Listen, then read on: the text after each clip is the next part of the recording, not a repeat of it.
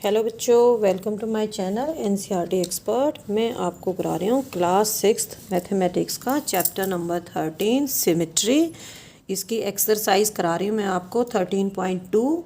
उसके 2 questions finish हो चुके हैं। आज हम करेंगे उसका क्वेश्चन नंबर 3।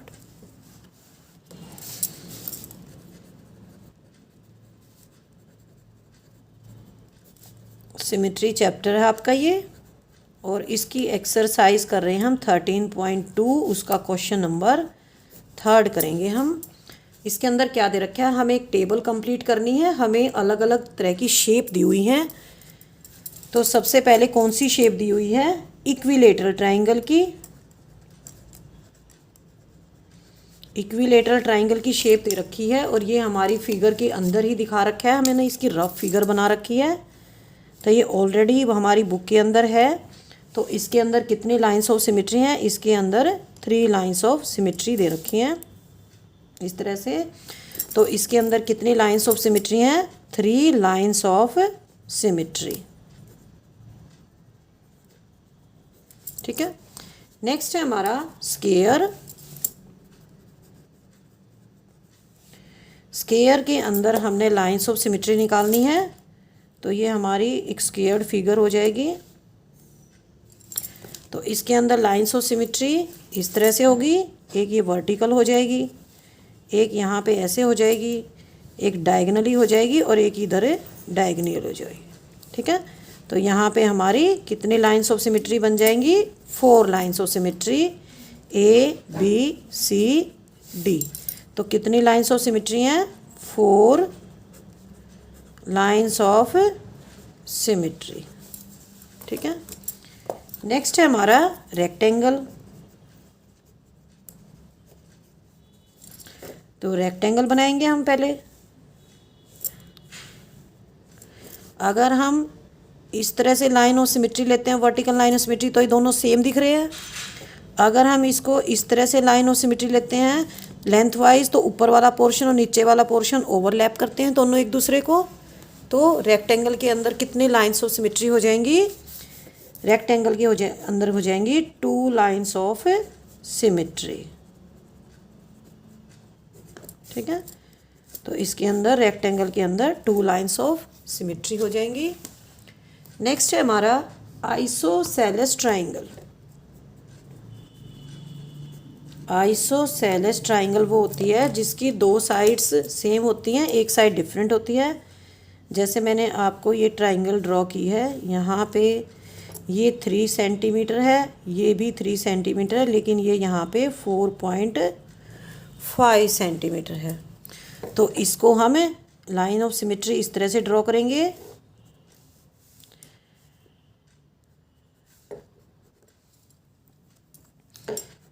ये हो जाएगी L line of symmetry, single line of symmetry. तो हम इसका लिखेंगे 1 लाइन ऑफ सिमेट्री। इसके अंदर एक ही लाइन ऑफ सिमेट्री होती है। ये दोनों पार्ट बिल्कुल सेम है। अगर हम मिरर में रखते हैं, मिरर इस लाइन पे अगर हम मिरर रखते हैं तो हमें यही पार्ट सेम इधर दिखाई देगा। 3 सेंटीमीटर ये है, 3 सेंटीमीटर ये है, और 4.5 का हाफ ये है और 4.5 का हाफ ही ये है।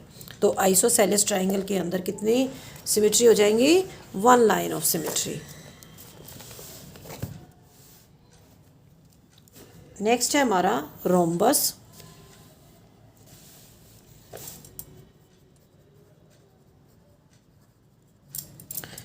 रोम्बस ड्रॉ कर देती हूँ पहले मैं।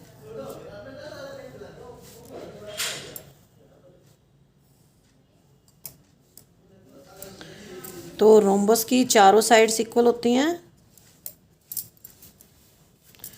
और रोम्बस के अंदर कितनी लाइंस ऑफ सिमेट्री होती हैं, रोम्बस के अंदर 2 लाइंस ऑफ सिमेट्री होती हैं।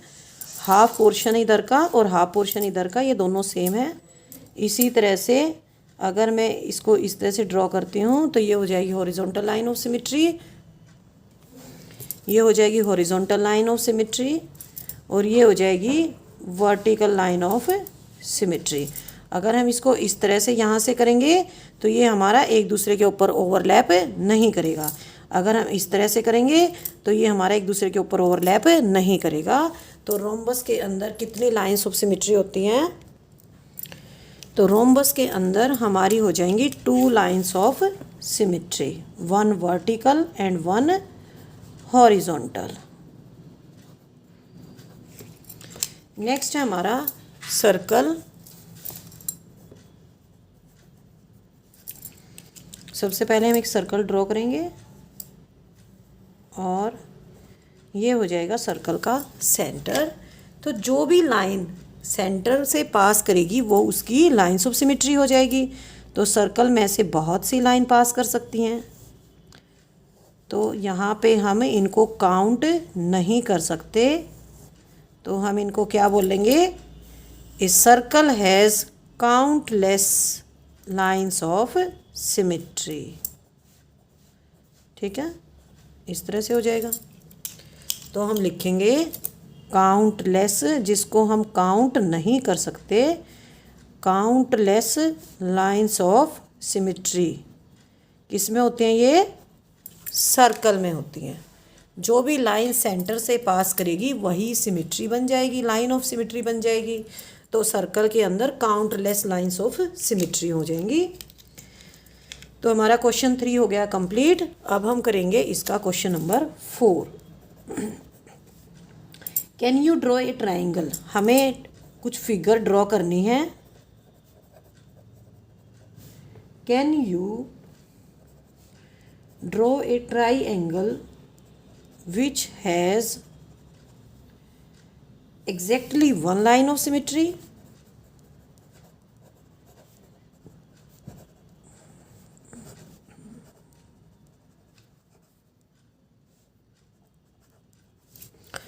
हमें ऐसी ट्राइंगल ड्रॉ करनी है जिसके अंदर केवल एक लाइन होती है सिमेट्री की। तो ऐसी ट्राइंगल कौन सी हो सकती है? ऐसी ट्राइंगल हो सकती है आइसोसेलेस ट्राइंगल। तो मैंने आइसोसेलेस ट्राइंगल ड्रॉ कर दी है। ये हो जाएगी 3 सेंटीमीटर, 3 सेंटीमीटर, ये हो जाएगी हमारी 4 सेंटीमीटर। और इसके अंदर 1 लाइन ऑफ सिमेट्री होती है। इसका नाम लिखते हैं हम L.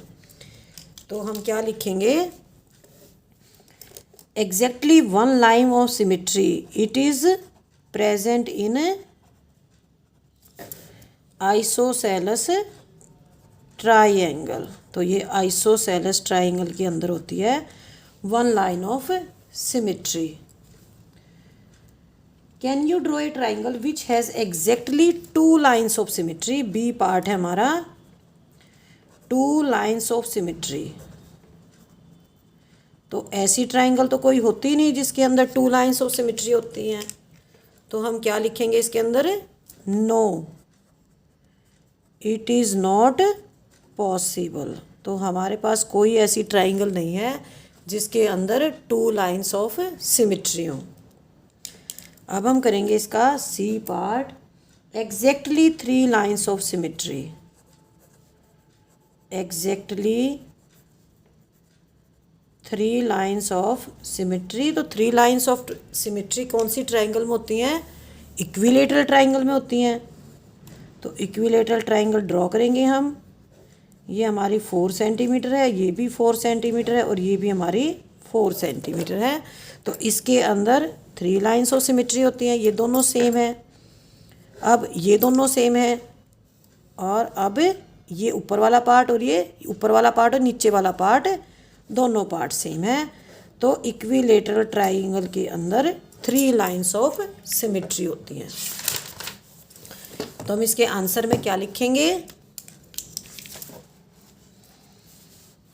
We can draw a triangle with 3 lines of symmetry and it will be an equilateral triangle। और एक कौन सी ट्राइंगल बनेगी? इक्विलेटरल ट्राइंगल बनेगी। अब हम करेंगे इसका D part. No lines of symmetry. No lines of symmetry. तो ये जो स्केलिन ट्राइंगल होती है इसके अंदर कोई लाइन ऑफ सिमेट्री नहीं होती। सपोज़ ये 2 सेंटीमीटर है, ये 3 है, ठीक है, और ये यहाँ पे 4 सेंटीमीटर है, 2 सेंटीमीटर, 3 सेंटीमीटर, और ये हो जाएगी हमारी 4 सेंटीमीटर। तो इसके अंदर कोई लाइन ऑफ सिमेट्री नहीं होती। तो हम क्या लिखेंगे इसका अंदर? ट्राइंगल विद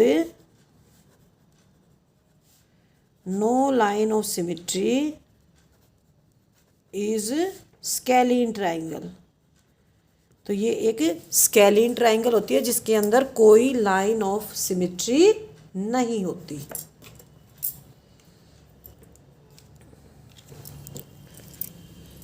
तो हमारा क्वेश्चन 4 और 5 दोनों कंप्लीट हो गए हैं, 3rd और 4th दोनों कंप्लीट हो गए हैं। नेक्स्ट वीडियो में मैं आपको कराऊंगी इसका 5th और 6th क्वेश्चन। तो 5th क्वेश्चन में क्या है? On A scared paper sketch the following. Scared paper के ऊपर हमने फॉलोइंग जो पार्ट दे रखे 5 पार्ट्स हैं, इनको हमने ड्रॉ करना है। A triangle with a horizontal line of symmetry but no vertical line of symmetry. तो मैं आपको ये नेक्स्ट में वीडियो में कराऊंगी। तो आपको क्या करना है, जो 3rd और 4th क्वेश्चन कराया है दोनों इंटर रिलेटेड क्वेश्चंस हैं, तो हमें अच्छे से करना है ताकि आपको 5th और 6th क्वेश्चन अच्छे से क्लियर हो जाए। बाय बाय बच्चों।